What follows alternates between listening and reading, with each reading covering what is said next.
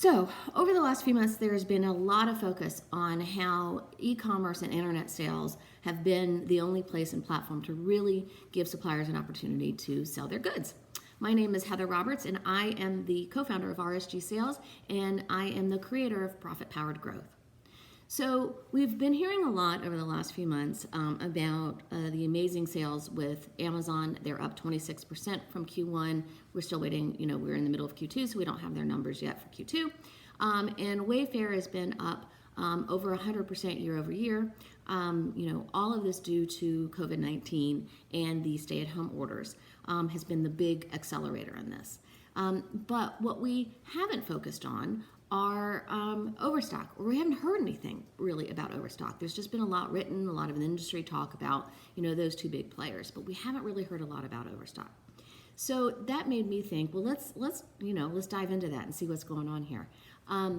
Over the last few years, Overstock has kind of had some bumpy roads. In June of 2019, due to declining sales and competition with Walmart and Overstock and Wayfair, Patrick Burns, former CEO and founder of Overstock, decided that he wanted to sell the retail portion of the business to focus on other technologies.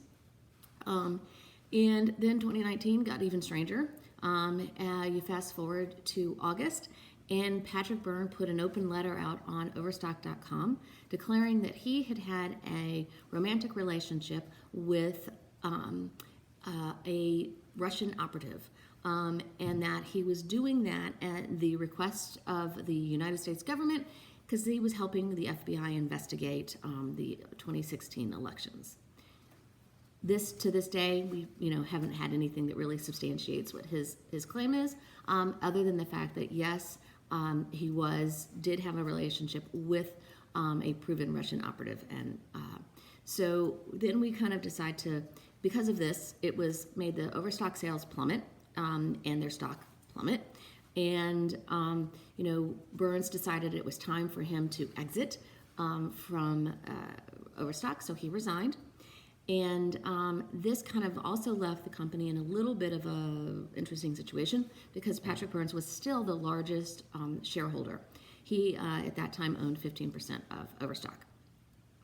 Move forward to September of 2019, and Burns decided to suddenly sell his shares of Overstock, which he did literally overnight. He did gift a portion to some folks, but he pretty much sold all of that overnight. Meanwhile, Overstock appointed a new CEO, and the new CEO actually was a long-time Overstock employee. He'd been with the company for over 20 years, so he was really familiar with the organization.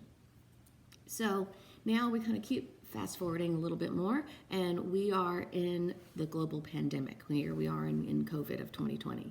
And, we are hearing a lot about how all of the other platforms, internet retailers, have had exponential growth. So what does that look like, for Overstock? Well, it turns out that, they have experienced just as much growth as its competitors. And the CEO contributes much of that, yes, to the pandemic, but also to the fact that they decided to kind of return to their roots. So even prior to COVID-19, Overstock began showing a profit again. They did this through kind of doubling down on their roots. So first, the CEO made a strategic decision to stop advertising to compete with Wayfair. Dollar for dollar, it wasn't making a return for them, and it was creating a deficit. So they stopped their advertising immediately. Second, they began focusing on their core customer base. They began really reaching out to them, and they also began communicating to their suppliers ways that they could increase sales. 40% of Overstock's revenue comes from their site sales. That's a huge amount. And site sales, for those who are unfamiliar, are Overstock's promotional vehicle. It is their primary promotional vehicle. So 40% of their sales come from these site sales. So if you're a supplier and you are not participating in those, you are missing the boat. So they really stressed with vendors and suppliers the importance of that.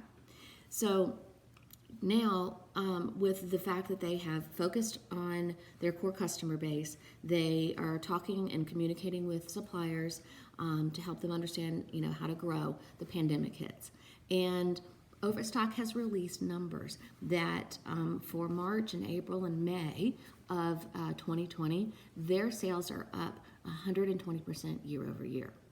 So that's just as large of a number, if not even more so, than Wayfair. Overstock has always been the smaller version of an internet site, focusing, primarily on home decor items. So for them to be experiencing 120% growth year over year, that's a huge number. Week and a half ago, participated in an industry call where we talked about the landscape of where we are with internet retailers and e-commerce in general right now. And, the question was posed, is everyone experiencing, our suppliers as a whole, experiencing that same, bump in growth that Overstock was reporting? And the answer overwhelmingly was yes.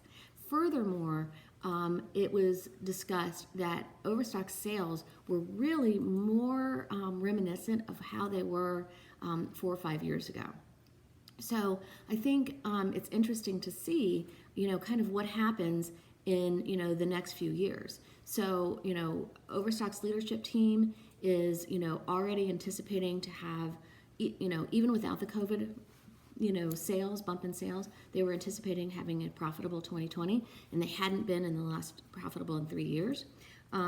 But with with COVID-19 and the pandemic and all of the stay-at-home orders, how is this going to play into their overall landscape of, continuing a market share? The overwhelming feeling right now is that Overstock is going to be able to maintain this, that there is a general shift in the buying of consumers and customers as a whole. So, the industry as a whole is saying, we feel that Overstock is now becoming, another player in the game as opposed to just a little, a nice to have. So they're really kind of resurging a bit. So I guess the overall point of this story is, if you are a home decor supplier and you're selling to Wayfair but not to Overstock, then you need to take a hard look at that, and you probably need to be selling to Overstock. If you have any questions and you would like some help with that, then go to rsgsales.com or profitpoweredgrowth.com and click the button. You can schedule a call with us, and we'd be happy to answer any questions that you have. So, hope everybody has a great day, and we'll talk soon. Bye.